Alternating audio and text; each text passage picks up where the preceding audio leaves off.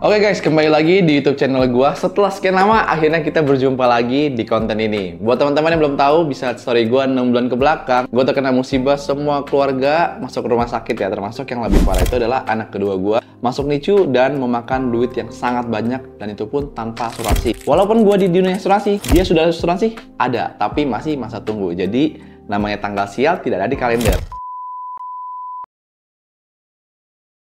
Gue mau kasih tau teman-teman ya, di sini gue bakal membagikan tips dan membedah ya, cara membedakan real trader dan tentunya trader yang abal-abal, oke? Satu, oke? Buat teman-teman yang tahu, real trader biasanya adalah memang hidupnya dari trading, bukan dari endorsan. Kenapa gue bilang gini? Karena banyak banget teman-teman zaman sekarang, banyak orang-orang di luar sana mungkin di endorse atau di up ya, yang mungkin teman-teman bisa cek orang-orang yang belum pernah ada background sama sekali di dunia trading. Mungkin dulu dia sebagai agency ataupun dia sebagai YouTube, tiba-tiba diangkat, dinaik seolah-olah mereka bisa trading. Ya, kita belajar dari pengalaman tahun 2020 ya. Oke. Dan yang kedua, cara membedakan real trader dan tidak real trader adalah lo harus lihat sebenarnya orang pada bilang porto lu mana? No porto hoax ya. Jadi ini agak unik ya. Teman-teman tahu kan, sekarang apalagi di dunia forex, MetaTrader 4, MetaTrader 5, itu bisa kita manipulasi ya. Dan itu pun teman-teman bisa dapat akun dummy, apalagi sebagai sales broker. Kalau gua pribadi, gua tidak ada porto trading sama sekali. Karena kenapa? Akun gua adalah akun uang kecil. Resikonya margin call. Setiap margin call 3 kali gue bakal bikin akun baru. Makanya kalau lu lihat Instagram gue, lu lihat cek porto gue di project 10.000, yang lu cek di Kohen ini dan berbagai konten yang 100 ngubah lagi 8.000, itu nggak ada porto karena gue fokus gue adalah di withdrawal bukan di profit. Tapi sedangkan kalau yang memang katanya trader, dia itu memang di endorse gitu kan, dan akunnya pun agak nggak wajar. Jadi lo harus cross check lagi lah untuk orang-orang yang apakah dia trading, real trader atau enggak. Dan yang ketiga teman-teman, yang gue bilang fokus pada withdrawal bukan pada profit. Kenapa gue bilang gini? Karena banyak banget orang tertipu ya.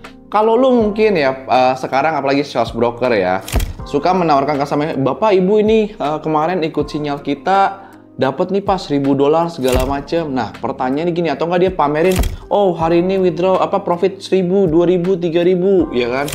Pertanyaannya kalau misalkan memang profit mereka 1.000 atau 3.000 dolar, anggaplah per minggu, atau nggak dia bilang sebulan kita kemarin dapat 5.000 atau 10.000, pertanyaannya ngapain dia masih jadi sales broker? Ataupun kedua, dia masih tetap ya pakai akun palsu ya gak? Akun teman-teman kalau cek ya cara bedain withdrawal palsu atau enggak ya. Gue udah pernah bahas di konten gue yang satu lagi. Cara bedanya adalah memang semua sistem berbeda-beda, tapi at least ya teman-teman, kalau memang dia hidupnya sesuai dengan withdrawalnya, teman-teman harus cross check emang segitunya kah kalau dia profit 5.000 segala macam. Kalau gue pribadi ya, yang kemarin lu lihat project gue ngubah, gue dapet jackpot dari Bitcoin yang 900 jadi 6.000, itu gue withdraw. Semua withdrawal gue pada yang 3 bulan kemarin yang bisa cukup besar, itu semuanya menurut gue adalah memang dikasih Tuhan jalan untuk bayar rumah sakit gitu. Jadi lu harus bener-bener tahu nih withdrawalnya itu dipakai. Kalau Kohen aja withdrawal gede tapi nggak bisa beli mobil BMW, nggak bisa beli mobil ini. Menurut gua sekarang ya, sekarang orang-orang itu lucu. Ketika lu sukses, lu harus beli barang atau flexing. Tapi ketika gua kena musibah yang kemarin ya, ketika gua kena musibah yang kemarin saat anak gua masuk, itu duit sama nyawa anak gua itu udah nggak berarti gitu. Jadi gua sekarang ketika gua dapat profit, gua tidak membeli barang-barang flexing. Jadi gua lebih prefer untuk keluarga gue. Yang penting keluarga gue bisa makan, keluarga gue bisa ada tempat tinggal, kita mau makan enak ada. Nah itu menurut gue sudah cukup. Jadi menurut gue real trader itu nggak harus flexing. Karena sekarang banyak banget trader-trader di luar negeri pun juga sekarang dengan apa flexing mobil mewah, segala macam. Bagus gak? Bagus. Ya, tapi nggak masalah. Itu kan cara marketing mereka. Tapi kalau buat gue, trading gue cukup untuk hidup ya. Makanya trading for living ya. Jadi trading untuk hidup, bukan hidup untuk trading.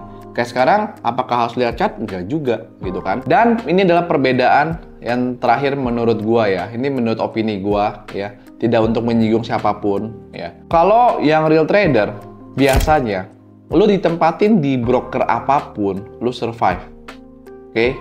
Tapi kalau yang tidak real trader atau orang yang mungkin diangkat dan dibuat kaya, karena kan banyak banget kan orang yang di endorse dan dinaikin ya, dinaikin dan popularitasnya jadi yang lebih baik dan dia dapat profit segala macam puluhan ribu. Dia hanya bisa trading di satu broker. Ini menurut gua. Sedangkan kalau real trader, lu mau taruh di tempat manapun, broker apapun itu, mau broker lokal, broker luar negeri, lu tetap survive. Tapi memang sih sekarang banyak banget broker yang menurut gua kurang ajar, di mana banyak peraturan, entah itu stop out atau margin ratio-nya yang kita nggak bisa closing, tiba-tiba ada auto hedging. Nah itu memang ada beberapa faktor yang lo harus bisa pertimbangkan. Nggak semua broker bagus, tapi at least bisa minimal 2-3 broker lah. Jangan cuma satu broker. Jadi kalau lo nanya orang sekarang untuk bedain orang trader, coba lo trading di broker apa aja gitu.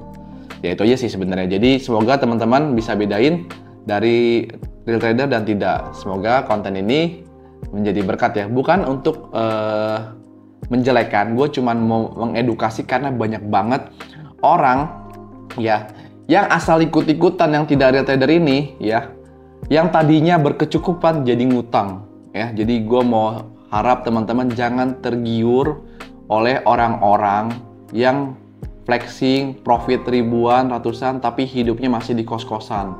Tolong, jadi lebih baik lu ikutin orang yang memang modalnya kecil tapi konsisten. Itu lebih better dibandingkan orang yang flexing profit tapi nggak pernah di withdraw sih, tapi kan akun demo. Jadi itu aja, so see you in the next video. Oke.